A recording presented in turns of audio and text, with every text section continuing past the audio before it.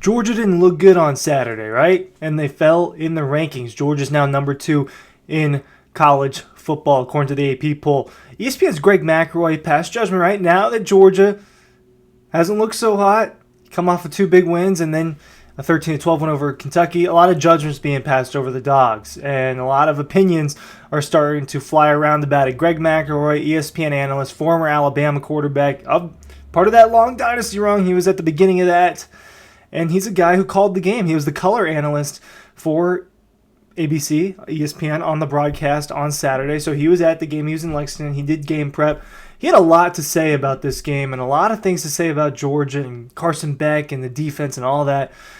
I thought he did a really good job of criticizing, right? There's an article as well about this on dogpost.com. There's a written version of what I'm telling you here right now, so I'm kind of doing some dual content there.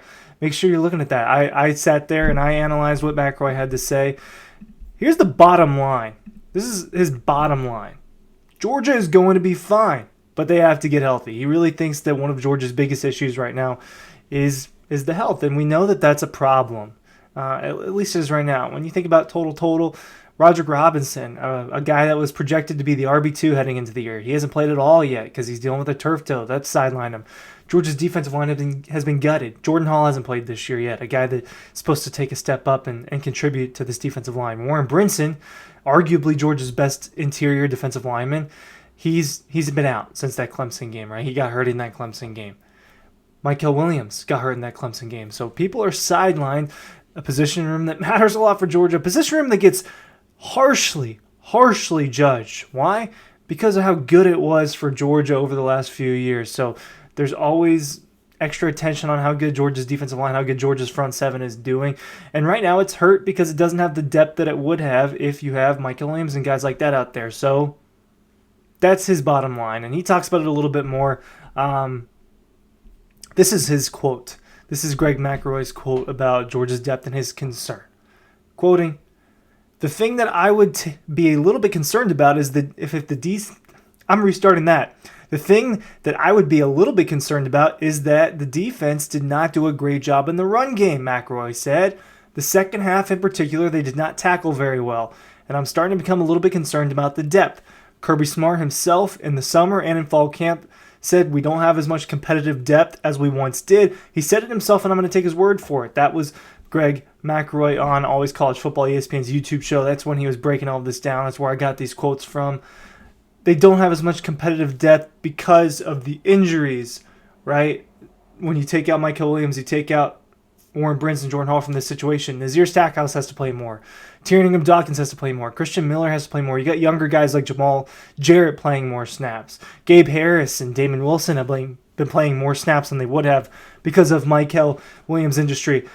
Kirby's right. Kirby's not wrong. Georgia doesn't have as much competitive depth. Part of this is because of the transfer portal, right? You lose guys. Darius Smith, A.J. Harris. You lost heavier contributors in Jamon Dumas-Johnson, Xavier Sori. You lose Marvin Jones Jr., right? So Georgia lost a lot on defense that I guess Kirby would consider competitive depth, or at least part of those guys would be considered competitive depth. But let me ask you this. Is Georgia really not as deep as it was? Or are we dealing with they just don't have as good of players as they did a couple years ago, and that's what we're actually judging this on? I want to categorize it in that. People transfer, and that's a bigger thing now. Would A.J. Harris change this football team? Probably not. Probably wouldn't be out there that much. Would Darius Smith or Marvin Jones Jr. change this football team?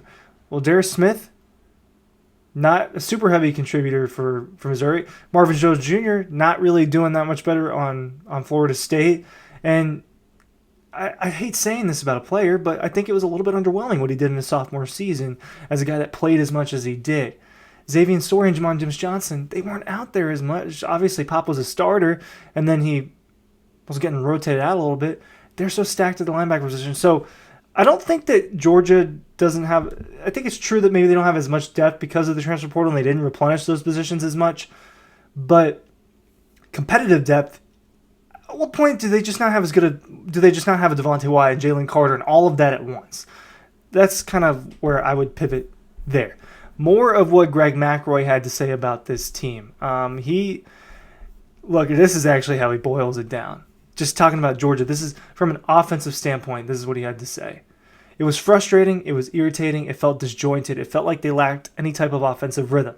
There were a lot of changes if you are a Georgia football player when you walk off the field thinking, man, I wish I could have done this. Man, I wish I could have done that. But we didn't do what we needed to do. That's how Georgia felt when it went to the locker room victorious against Kentucky.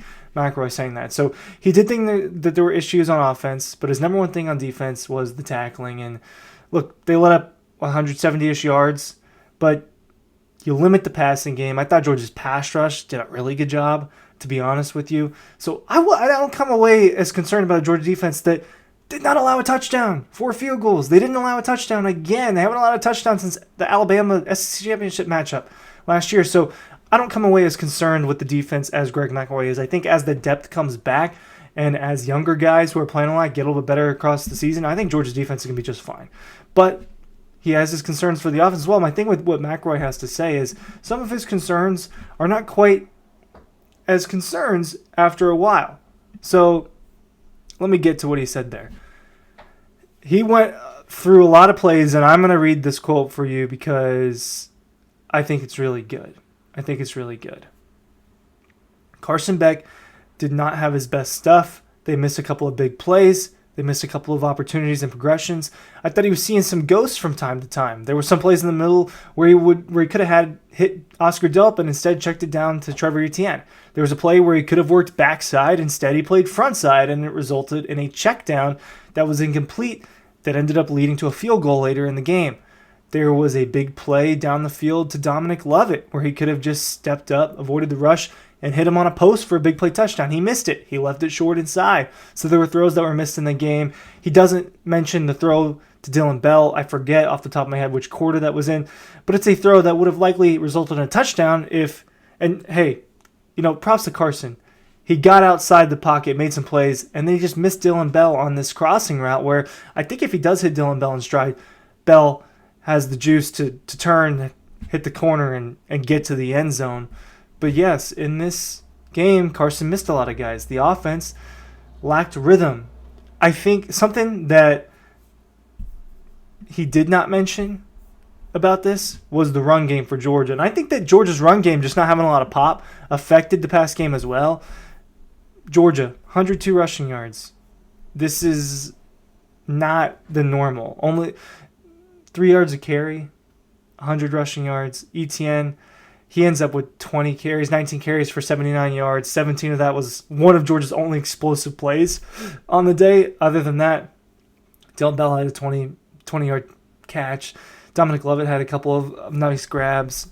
But Georgia's offense stalled out. I think that not being able to establish the run super effectively, they just weren't finding the lanes. Trevor Etienne, Branson Robinson, whoever it was, for the most part, was getting...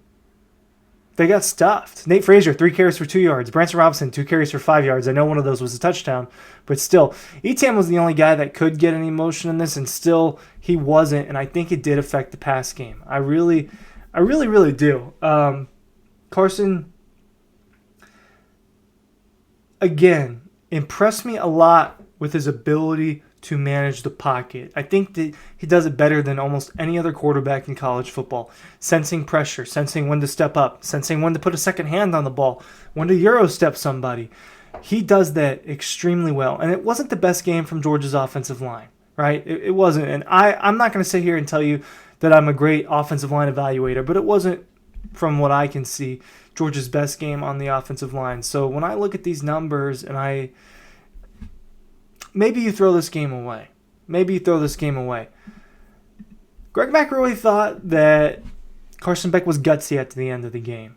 That final drive where he hits Lovett under pressure and they get the first down. He thought that play showed a lot of guts. Kirby Smart agreed with him. This is what Kirby said after the game about Carson Beck. Not Greg, but kind of echoes what Greg has to say. He says, well, Carson is a great leader. He didn't panic. He made plays when he had to. Look, the last drive of the game, he had to go and make throws. He did. He ran the ball. He put us in the right place. He's a really good football player that we put a lot on and asked to do a lot. We've got to do a better job of protecting him, and we've got to do a better job of putting him in better situations. That's what Kirby Smart had to say about Carson Beck. So he talks about the protection. Well, guess what? The protection is not going to get easier with Tate Ratledge out for the foreseeable future. I do think he will return to Georgia before the end of the season, but your best offensive lineman being out for a few weeks is not ideal. That's why the depth helps. Michael Morris, Dylan Fairchild, Monroe Freeling, they're not just 5 deep on the offensive line. They've got other guys that can play as well, and that's going to help. But a lot to say about this game. I don't know if McElroy had the right criticisms necessarily, but some of the things he was right. Health is an issue. I don't think the depth on the defensive line is a huge issue, though. I don't think it is. It's a huge issue.